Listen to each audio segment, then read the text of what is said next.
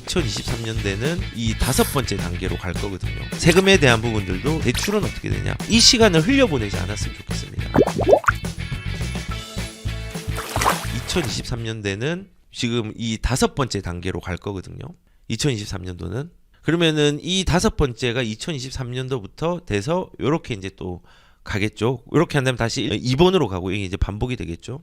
그러면 이 5번째의 단계에 어떤 게 나오고 변할 건가를 한번 따져보는 게 좋을 것 같습니다. 일단은 분양에 대한 부분들을 얘기를 좀 해드릴게요. 분양 같은 경우는 내년부터 바뀌는 게 있습니다. 바뀌는 걸 좀 아시고 앞으로 또 뭐가 나올지 같이 예상을 한번 해보시는 게 좋을 것 같아요. 일단 앞으로는 분양이 무순위 청약, 줍줍이라고 하죠. 거주 지역의 요건을 폐지할 겁니다. 요거는 거의 확정이 된 것 같습니다. 무주택자면 누구나 줍줍에 참여할 수 있도록 제도가 2023년부터는 바뀔 겁니다. 아마 이거는 뭐 이제 그렇게 진행이 될 건데, 이게 무슨 말이냐면은 원래 이제 당해 지역에 있는 사람들, 거주 지역에 있는 사람들만 우선순위에 대한 줍줍에 대한 순위들이 이제 주어졌는데, 이게 어디든 상관없이 거주지역 요건을 폐지했기 때문에 시장에 참여할 수 있는 수요의 폭들이 커졌습니다. 아마도 이거에 대한 정부의 목적들은 무엇일까를 생각해보면요, 빠른 미분양의 해소에 도움이 될 거라고 판단을 한 것 같습니다. 왜냐하면 수요자가 지역으로 해놓으면 10명인데 이 지역으로 해놓은 거를 전국으로 하면은 1000명이 될 수 있잖아요. 100명이 될 수 있고 1000명이 될 수 있잖아요.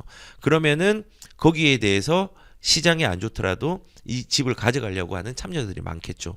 그런 의미에서 시장 거래 활성화의 측면에서 이 줍줍에 대한 거주 요건을 폐지하고 기타 이제 분양에 대한 상황들을 조금은 더 좋게 만들어 놓고 있는 것 같습니다. 마찬가지로 분양 시장이 2023년에 변화가 될 것은 청약 가점제가 개편이 될 겁니다.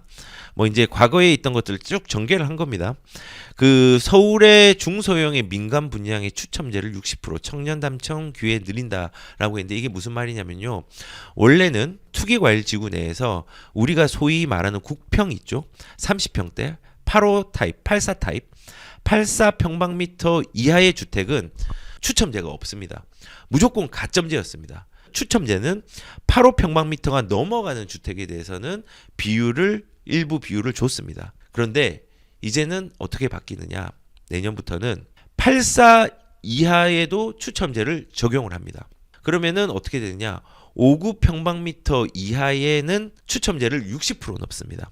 가점을 원래 가점이 100%였는데 이거를 40%로 하고 추첨을 60% 비중을 늘립니다. 아마도 이거 청년의 당첨 기회를 늘리는 게 이거 같아요. 왜냐하면 거꾸로 59 타입에서 84 타입 같은 경우는 가점이 70%고 추첨이 30이거든요.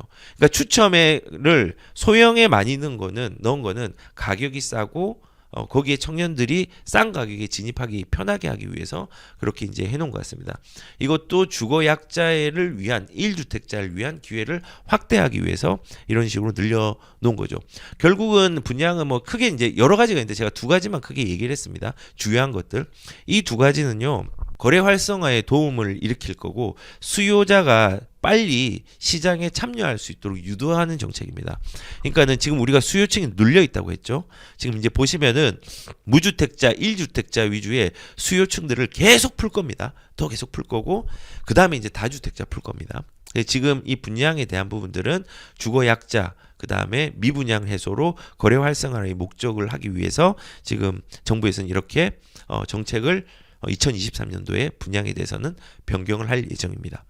그리고 세금에 대한 부분들, 일단은 지금 세금에 대한 부분도 이제 전부 다 이게 어떻게 될지 확정을 지어가지고 진행을 어떤 식으로 할지는 모르겠지만은 지금 정부에서 이제 2023년 시행하는 부분들을 얘기를 드릴게요. 첫 주택을 구입한 사람은요, 취득세를 감면해 줍니다. 일단은 이건 뭐냐면요, 생애 최초의 주택을 구입한 사람은 소득하고 주택 가격에 상관없이 다만 2천만 원 한도 내에서 취득세를 면제하는데, 아마도 소급 예정을 할 거라고 합니다. 2022년 6월 21일 이후부터 취득한 분에 대해서는 소급을 할 예정이라고 하는데, 그렇게 되면은 취득세가 감면이 된다고 합니다. 단 조건은 무조건 생애 최초로 주택을 구입한 자에 한해서 적용이 된다는 것들을 말씀을 드리겠습니다.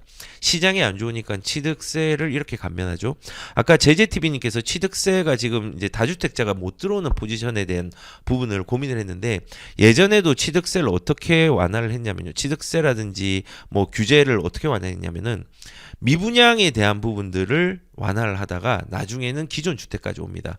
지금은 응용을 하면은 취득세가 생애 첫 주택구입자 취득세, 그 다음에 나중에 다주택자를 위한 중과세 완화, 뭐 이런 식으로 이제 단계적으로 가겠죠. 저는 시기는 못 맞추지만 확실하게 말씀을 드릴 수 있는 거는 취득세는 완화됩니다. 안 되면 안 됩니다. 안 되면 시장이 어려워집니다. 그거를 원희룡 장관도 알고 대통령도 알기 때문에 분명히 해줄 겁니다. 근데 그 시점들은 너무 급하게 오르는 시기를 만들면 안 되기 때문에 지금처럼 간을 보고, 저번 주처럼 간을 보고 약을 쳐보고 하면서 서서히 완화될 수 있는 시점들을 넘보고 추진을 할 거라고 생각이 듭니다. 시장이 완전 박살나면 그냥 바로 완화해야 되는 거죠. 예, 그래서 2024년 세금에 대해서는 취득세 감면될 예정입니다. 그리고 세금에 대해서 아까 이제 질문하셨던 분의 얘기를 제가 미리 말씀을 드렸는데, 증여취득세 2월 과세 기간이 변경이 됩니다. 지금 주택거래 10건 중에 1건이 증여고 집값 하락이 역대 최고의 비중이라고 하고, 부산도 증여 비율이 최대 역대 수준이라고 합니다. 근데 증여취득세랑 이제 2월 과세 기간이 변경이 있습니다. 지금 증여취득세는 원래는 우리가 그 증여세에 대한 부분들은 시가 표준액이라는 게 있습니다. 그러니까는 개별 공시지가 형식이라고 생각하면 됩니다. 좀 낮죠. 근데 이 낮은 가격, 개별 공시지가 수준에서 취득세의 기준을 잡아서 세금을 부여하다가 지금은 시가 인정액으로 바뀝니다.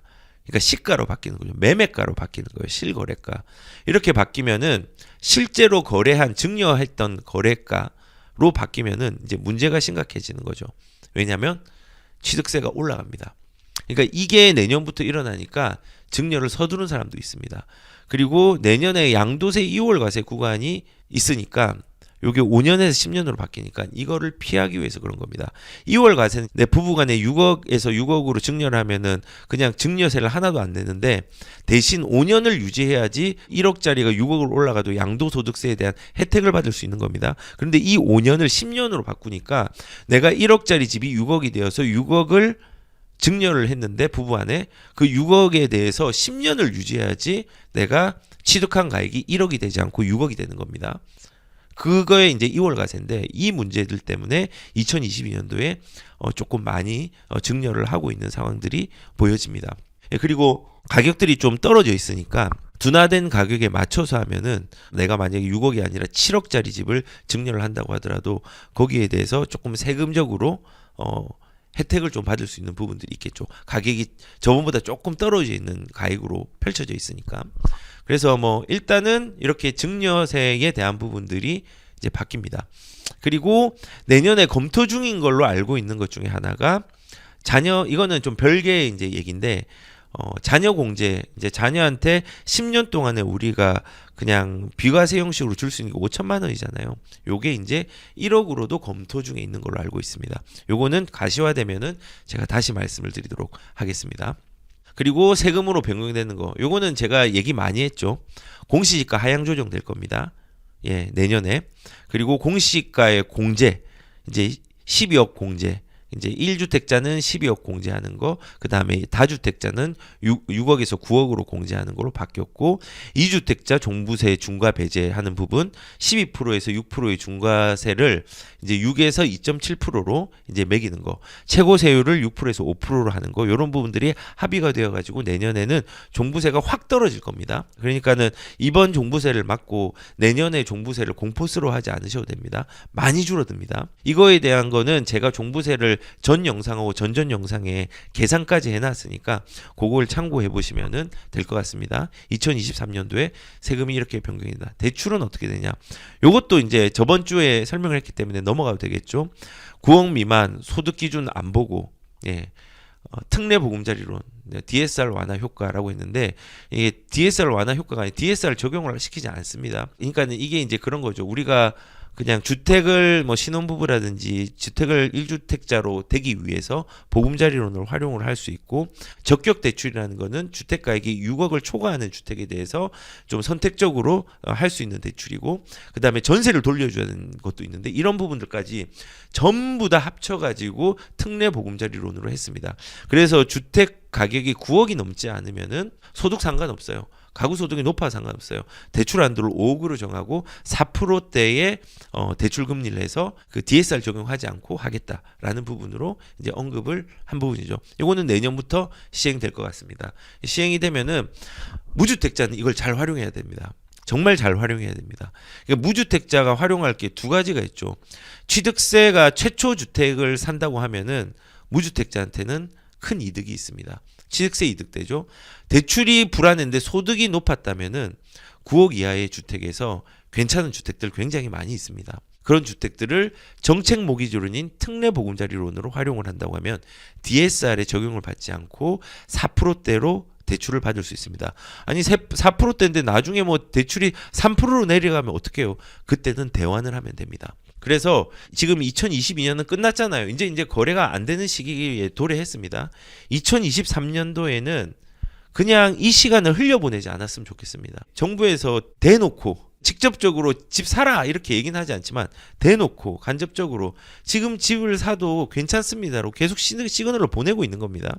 이걸 꼭 잘 인지했으면 좋겠습니다. 그래서 대출은 이런 식으로 또 바뀌고, 그 다음에 또 2023년도에 대출 변경 사항이 생활안전자금에 대한 완화들도 좀 있을 예정입니다.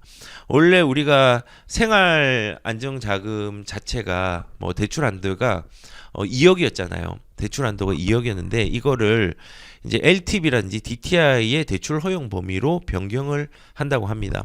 그러면 이게 이제 변경이 되면은 예전보다 이제 내가 소득 수준이 굉장히 높은 사람인데 집을 가지고 있고 생활 안정 자금이 필요한 사람들은 요거에 대해서 이용을 할 수 있는 여건들이 좀 생기는 거죠. 예. 그래서 뭐 요것도 이제 조금 완화가 되어서 1주택자 뭐 이제 조금 주거의 약자라고 해당되는 분들한테 시그널을 또 보내고 있는 거예요.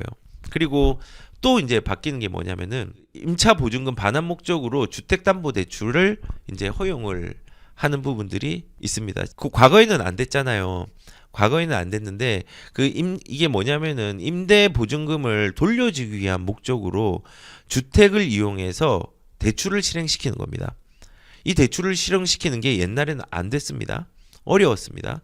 근데 이것까지 이제 허용을 하고, 원래는 HF 즉 이제 한국주택금융공사라는 데가 있습니다. HF 여기서 운영하는 임차 보증금 반환 대출도 보증 한도가 1억에서 2억으로 이제 늘어나게 됩니다. 그러면 2023년도가 완화의 폭들이 굉장히 커지죠. 그러면은 다시 아까 처음으로 돌아와서 이 단계에 있다고 했잖아요. 요 단계에 정책들이 펼쳐지고 있기 때문에 이 이후에 거래량이 회복되기 이전의 시장들을 잘 활용하셔야 됩니다. 그리고 버티시는 분들은 요 이제 6단계까지 될 때까지 조금은 잘 버티시기 바랍니다. 지금 거래량들이 일부는 살아나고 있는 지역들이 제가 이제 국토부 실거래가 확인해 보니까 좀 있더라고요. 그래서 지금 뭐 얼마나 어떻게 될지는 모르겠지만은 조금 잘 버티시고 견디셨으면은 좋겠습니다. 그래서 지금 이렇게 이제 대출의 변경 사항들도 말했고, 이제 거래에 대한 건 안전진단, 이거는 뭐 다 아시죠? 제가 영상으로 여러 번 얘기를 했기 때문에 이것도 좀 넘어가도록 할게요. 간단하게 얘기하면 구조 안정성 가중치를 원래는 50% 해가지고 안전진단 2차를 통과 못하게까지 해놨었는데 이걸 30%로 줄였고, 재건축 점수, 조건부 재건축 점수라고 해서 요거를 원래는 30점에서 55점을 45점에서 55점으로 완화해서 그냥 재건축을 2차 안전진단이 통과하지 않아도 되는 재건축의 어떤 조건들을 더 크게 늘렸고, 조건부 재건축 조차도 그냥 의무적으로 1차랑 똑같이 중복되게 2차 안전진단을 받는 게 아니라 지자체에서 선택적으로 할 수 있도록 한 걸로 완화를 했습니다. 그러니까는 엄청나게 거래를 개선한 거예요. 아마 이거의 목적은 중장기적으로는 공급이 목적이지만은 현재 이슈에 따라서 거래를 활성화시키려는 목적도 큽니다. 지금 제가 이제 말씀을 드렸던 게 2023년도에 변화될 거 말씀을 드린 게 분양에 대한 거. 진짜 그 시장이 안 좋을 때는요, 제일 먼저 많이 자주 급하게 우선적으로 건드리는 것 중에 하나가 분양입니다. 미분양이고. 그리고 지금은 미분양이 많이 적체가 됐다고 하는데 전국적으로 적체가 많이 되었지만은 따지고 보면 많이 된 게 아닙니다. 아직까지는 조금 더 나아야지 이제 적극적인 이 미분양 정책들이 더 적극적으로 나옵니다. 왜냐하면 지금 전국이 4만 세대 이상이 미분양이 나와 있는데 그 중에 만 세대 4분의 1 차지하는 게 대구입니다. 그리고 경북을 따지면 경북도 5천 세대 이상의 미분양이 나 있습니다. 거기서 15,000을 차지하고 있고 경기도에서 5천 차지하고 있고 서울 같은 경우는 이제 한 900, 이제 1000 가까이 갔습니다. 이것도 절대적으로 많은 게 아닙니다. 총량으로 보면은 예전에 가장 많이 적체될 때가 16만 정도가 미분양이 적체가 되어 있었습니다. 근데 지금은 4만 정도고 그 4만 중에서 서울은 준공업 미분양도 사실은 굉장히 탄탄하게 지금 잘 받쳐주고 있는 상황이라서 아직까지는 미분양에 대해서 막 더 급하게 정책들을 크게 할 수 있는 상황들은 당장은 안 일어날 것 같은데 요것도 이제 나중에 일어나면은 시장의 어떤 변곡점의 시그널로 생각하고 가셔야 됩니다. 그래서 분양도 지금 미분양 해소를 위해서 우선은 이 무순위에 대한 부분하고 청약 가점제 개편들을 했습니다. 이건 이제 플러스 세금에 대한 부분까지도 나와버리면은 이제 그때는 바닥을 치고 있구나라고 생각하시면 됩니다. 시장을. 그리고 세금에 대해서도 얘기했습니다. 이제 취득세 감면, 증여세, 종부세, 그 다음에 대출은 특례보금자리 이론하고 생활안정 자금 대출, 그 다음에 임차보증금 반환 목적에서 주택담보대출을 활용할 수 있는 거, 그 다음에 재건축 안전진단 제도 개선, 요게 이제 2023년도에 변화되는 사항들입니다. 그래서 거래하는 거, 그리고 세금적인 부분, 그리고 대출, 분양 이렇게 말씀을 드렸습니다. 마지막으로 추가로 전망이라기보단 뭐 다 나와 있는 건데 2023년도에 어떤 정책을 주력을 하겠는가 시그널을 줬습니다. 일단은 저번에 다주택자에게도 대출 규제를 완화하겠다. 그리고 임대사업자에 대한 것도 지금 예전에 대출이 잘 되었었는데 임대사업자도 대출을 막아버렸죠. 문재인 정부에서. 그래서 금융위원장이 답변할 때 다주택자라든지 임대사업자 주담대 허용을 추진한다고 했고 윤석열 이제 대통령은 다주택자 중과세를 풀어서 저렴한 임차가 가능하도록 하겠다. 라고 얘기를 했습니다. 그리고 이제 취득세도 좀 풀겠다라고 했는데 이거는 해명 자료를 조금 내긴 했죠. 해명 자료를 냈기 때문에 이제 간본 거라고 저는 생각합니다. 그리고 이제 일단은 시장에 던져놨습니다. 자, 나 이제 규제 완화 2023년도에 한번 적극적으로 해볼 건데 시장 너희 상황들은 너의 느낌은 어때? 반응해봐. 이제 이걸 이제 펼쳐놓은 겁니다. 그래서 추가 완화가 전망이 되긴 하지만은 조심스러운 거는 다주택자에 대한 부분들 임대사업자는 12월 중에 뭐 낸다고 했는데 아직 확정을 내서 내진 않았죠. 아마 12월 1월에 분명히 낼 겁니다. 해서 어떻게 바뀔지 이거는 모르겠지만은 시장에 던져놓은 걸로 이제 여론을 보고 이제 결정을 할 겁니다. 그런데 이제 다주택자 취득세 부분은 아까 제가 앞전에 말씀드린 것 같이 좀 문제가 있을 것 같긴 합니다. 왜냐하면은 취득세가 풀린다면 2023년도에 풀리거나 2024년도에 풀릴 겁니다. 2023년도에 풀린다면은 완벽한 취득세의 중과 완화가 아니라 선택적이고 부분적인 걸로 풀릴 겁니다. 법을 바꿔야 되니까. 법을 바꾸기에는 여야 합의가 있어야 되니까. 그럼 합의를 해줄 수 있느냐? 이번에 종부세에 대한 합의점을 이루었잖아요. 종부세에 대한 부분들을 뭐 12억으로 1주택자를 공제를 하고 9억으로 좀 확대시키고 2주택자는 다주택자로 안 하고 뭐 이런 걸로 조금 합의를 본 걸 봐서는 합의점을 만들어 놓고 완벽한 완화가 아니라 선택적 완화로 2023년도에 된다고 하면은 갈 가능성이 크고 만약에 이게 결렬이 된다고 하면 늦어도 2024년도에는 완화가 될 거라는 생각이 듭니다. 왜냐하면 시장의 상황이 안 좋거든요. 그럼 취득세 완화해야 되거든요. 시장의 참여자로 실수요자뿐만 아니라 다주택자 실수요, 가수요가 있으면 가수요를 참여해야지 시장에 거래가 되거든요. 그것 때문이라도 취득세를 완화를 해야 됩니다. 2024년도가 되면은 총선이 있기 때문에 그거에 따라서 이제 취득세를 법안을 내가 스스로 의석수가 좀 많아져서 지금의 거대 야당이 아니라 거대 여당이 된다고 하면은 좀 더 빠르게 될 수 있는 부분들이 있다고 생각을 합니다. 그래서 뭐 일단은 임대사업자뿐만 아니라 다주택자 완화도 이제 2023년도에 시도를 좀 많이 할 것 같고요. 그리고 추가 규제 지역 해제는 반드시 할 겁니다. 아마 빠르면 1월달, 늦으면 3월 내에는 분명히 할 걸로 예상이 됩니다. 그래서 주거정책심의위원회를 개최할 것 같고 지금같이 시장이 안 좋은 거를 볼 때는 1월 정도나 2월 정도 안에는 열릴 걸로 예상이 됩니다. 뭐 틀릴 수 있는데 시장이 안 좋아서 이번에 규제적 해제 발빠르게 하는 거 봤잖아요.